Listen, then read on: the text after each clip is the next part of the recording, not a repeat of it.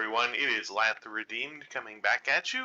I've got another video here on Infinite Magicraid, continuing up with our game plan for a simple and straightforward progression loop for new players. These will help you build your account up efficiently and quickly to start unlocking content and having more fun in the game. If you remember from last time, the game plan so far consists of check the events, make sure you're tracking on what all of the events are and which ones you should be trying to score points in and get some loot. You want to be collecting all the rewards that are due on any given day. You want to check the market to see if there's anything worth purchasing, and then you want to further the campaign. That's what we did the last time until we got stuck on the campaign. So today we're going to continue it with now what? We've got a team. That team isn't strong enough to continue the progression. There's a few different angles we can go through. As a refresher, let's just take a look at the team that we've got. It's a team of 5. These are all free heroes that you get just for playing. They come up during the tutorial. None of these come from any of the runes. We haven't converted any runes into wishes that we're using. So we have Christian, we have Eden, and we have Oboro as our epics. And then we have these two, Arella and Firewater. And at some point early in the game, your own account, you'll find yourself in a very similar position. So at this point in time, we have a couple of different ways that we can approach this. One is we can use some of the experience potions that we've collected to start leveling some of these characters up. That'll certainly work. We can change their equipment. If we look at Christian, we see some really low power equipment, 1 and 2 star, versus in our inventory we've got some better equipment here with 3 stars that we've picked up. Probably some of them have better effects on them. We could spend a little bit of time improving there. Some of these characters, like if we take a look at Eden, I don't think Eden has any equipment at all, so we can certainly fix that. We could work to increase the star levels if we have enough food to improve there. We've also got the ability to go and look at upgrading skills. So we've got all these skills on each hero. We can use some of our scrolls here and upgrade these skills, which will improve damage or reduce cooldowns, make the character more powerful. We can also come over. Let's make sure we craft real quick. Let's go ahead and we've got a bunch of lower tier heroes. We've got some of these eggs which take place for hero. Let's go ahead and create some better heroes out of these. So now we actually have a 4-star on the epic side. This is a good, or the elite side, I should say. This is a good thing. This is something that this is a character that we can feed to somebody else. So for example, if we wanted Christian to become become our first 5-star, we can take a look at 1, 2, 3. So we're still 2 5-stars short because we don't want to burn through our epics quite yet. So we won't take that option. But however, we should take a look at wishes at this point. So we've got refined wishes. We've got 109. Remember, we also have a wish event going on. We may have enough runes to place in there. 109 refined. We got 49 excellent. A couple of supremes. We can't use the miracle wishes right now. Those are event driven, and we don't have any events that are running right now that will allow miracle wishes. Let's start out by doing refined wishes. Now, if we want to take a look and see what the odds are of pulling different kinds of heroes. So with refined wishes, you can see 59 plus 30 plus 10. That's a 99% chance of an elite hero or worse that we're going to pull. These are just food. There is a small chance, about 1 in 100, that we're going to pull an epic out of this. An epic would be nice. That's what's going to form the core of our team for a while. If we want the next level wishes, the excellent wishes, still a very high chance, 88% almost, of pulling food. And then 11.5% chance of grabbing an epic, and a 0.7% chance of getting the highest ranked legends. And then the yellows, you got a 92% chance of pulling epic and an 8% chance of pulling legends. And then there's a mechanic in the game, a pity mechanic it's called, that means if you pull enough runes and you get enough wishes and don't get the highest ranked, you will eventually get the highest ranked wish. So for excellent right now, you can see we've pulled one excellent to complete a quest. If we pull 49 more, by the end of it, we are guaranteed to get a legendary hero. This extra value guarantee for beginners, what that means is the first excellent wish, you have to pull 50 to guarantee a legend. The next time, you only have to pull 100 to get a legend, and then after that, it defaults to the standard 150 per legend. Supreme wishes are a little more generous. You start off, you just need 10 to get your first legend.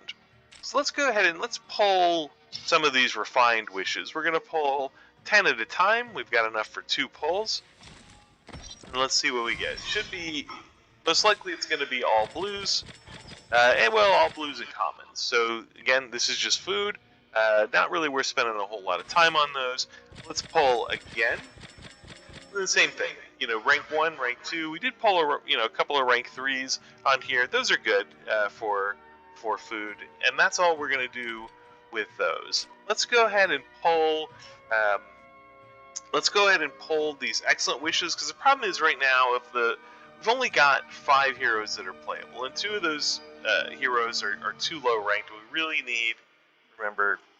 need to get up to these epics. Rare and elite, they're just not strong enough to play effectively, so we need to pull some of these wishes and try to get some epics that we can work with and we can build a team with. So let's go ahead and pull our first 10 pull. Alright, what do we have here? Alright, we got our first epic. So this is an AE damage control. Okay, this is Moo the epic. I'm not going to spend a whole lot of time going through the epics. We'll spend some time after we pull everything to talk about what they are. Let's go ahead and pull another 10. Here we go. We start off with a couple epics right off the bat. So the random number generator worked in our favor. So who do we have here? This is Reliant, AoE damage and buffs. Interesting. And then who is this? This is Gunna, AoE damage and burn. Alright. Let's pull another 10. We're down to just 29 pulls left before we're guaranteed a legend, and we have exactly the number we need, 19. So let's see who we've got here. Alright, this is Sylvan. So he's a debuff and control expert.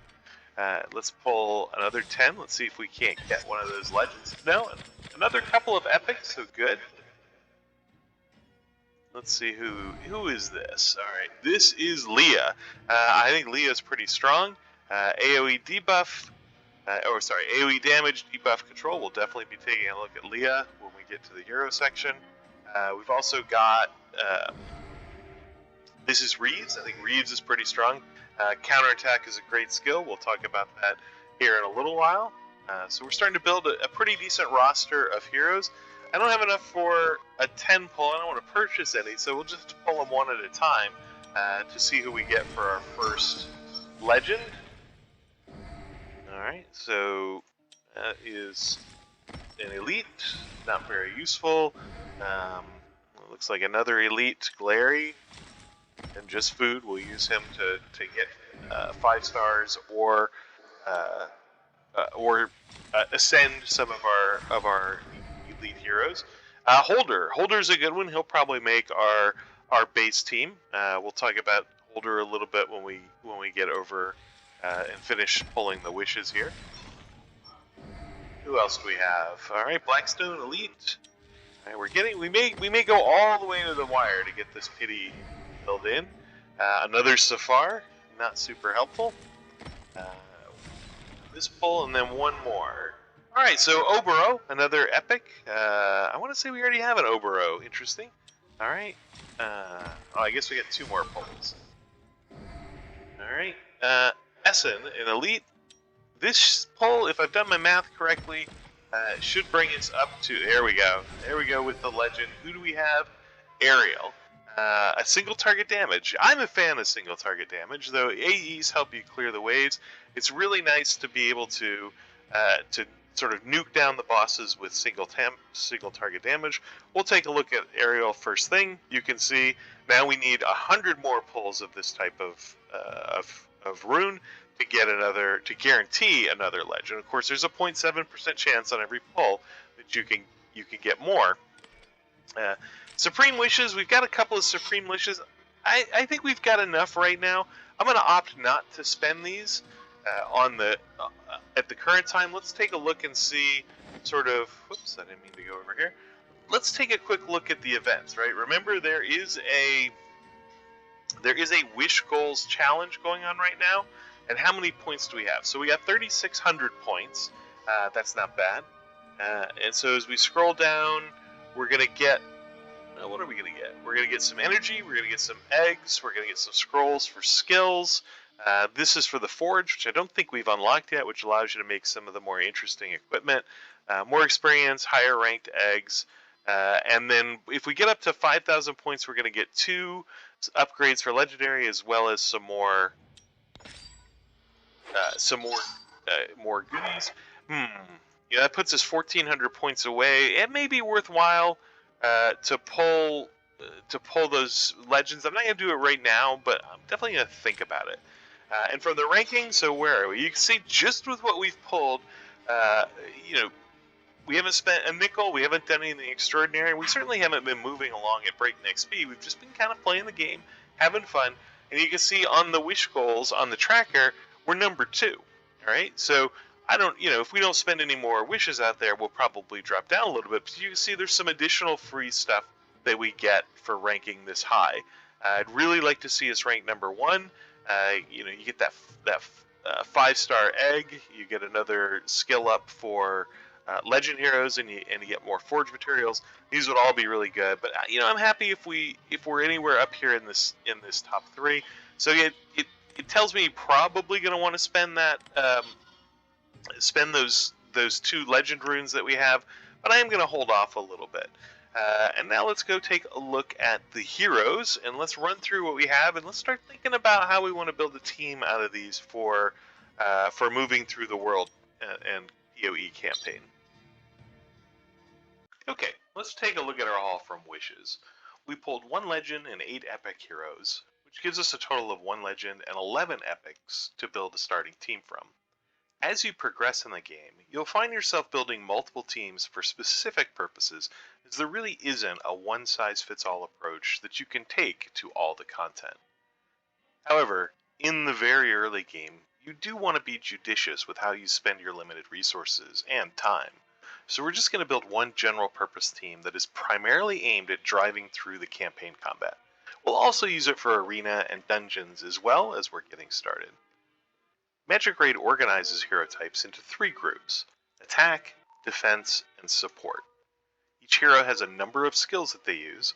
A basic attack, also known as A1, that usually is some direct damage, generally to a single enemy, and also often includes some sort of secondary effect, like a bleed or a poison, or extra damage if certain conditions are met, shields, what have you. Next comes active skills, which are on some sort of cooldown. Most heroes have an active skill, which is often referred to as their A2. It's on a cooldown and can't be used every turn. These skills are more powerful and usually include some sort of damage component plus a secondary effect. For example, with Holder here, his Death Storm on the A2 does 50% ATK damage to each enemy in a group, and has a chance to inflict the bleed damage over time effect for each enemy for 2 turns. In addition, heroes usually have 1 or more passive skills which can trigger each turn. Again with Holder, his passive is called Hidden Shadow, and allows him to do 24% more damage to a target that's under the bleed status. It doesn't matter whether Holder applied the bleed or whether a teammate did. When you're constructing a team, you want to be on the lookout for synergies between different heroes that may allow each to become more effective. Finally, there are the ultimate skills, which are the most powerful effects that a hero has. Let's take a look at Ariel's ultimate. As a legend hero, we expect it to be powerful, and Charged Energy Arrow doesn't disappoint. It deals 600% attack damage to a single enemy on a 4-turn cooldown. This is strong. It should blow up just about any single enemy in campaign waves, and it'll put a dent in the 5th and 10th stage bosses as well. In PvP, it can help take the most dangerous opponent out of the fight early, which is a definite advantage. After skills, each hero has a set of attributes that define them. Hit points, attack rating, speed, etc. I'm not going to spend a lot of time going through that right now, but you can click the More link here and it'll pop up the definitions for each attribute. The gear that you equip on each hero has a huge impact on the values that these attributes have, and as these attributes drive the effectiveness of hero skills, they become a key part of the game. Also not going to talk too much about gear today, we're definitely going to cover that in another video. Each hero also has a mark, red, green, blue, or force. The colors have a rock, paper, scissors relationship with each other. Red heroes are strong against blue, blue against green, and green against red. You could read it the other way, of course. Red is weak to green, which is weak to blue, which is weak to red. Force heroes have no specific advantages or disadvantages to heroes of differing marks. Finally, each hero belongs to a faction. Having multiple heroes from the same faction on a team brings additional benefits to those heroes. For example, Ariel is in the Dragon Tribe. If we add more Dragon Tribe heroes to a team, they'll each receive the increased crit rate and mastery value bonuses. It should be clear by now that creating a team can get fairly involved and complicated, but for the early game, we don't need to worry about every detail. For one, our roster is only 12 deep, which does limit some of our flexibility. And second, we're looking for a team that is flexible and general purpose. Later in the game, we'll run into some bosses and encounters that require a high degree of fine-tuning of heroes, skills, equipment, synergies, etc., but we're not there yet. In our next video, we'll take a deeper dive into our roster and pull together 5 heroes that will form our first team and that will allow us to progress deeper into the game. If you've enjoyed this video and found it useful, please remember to hit the like button. It really helps others find the content. A subscribe would be appreciated as well. It doesn't cost anything, and it helps YouTube know that my videos are ones that you may be interested in the future. Until then, I'm Lat the Redeemed. Thank you, and have a great day.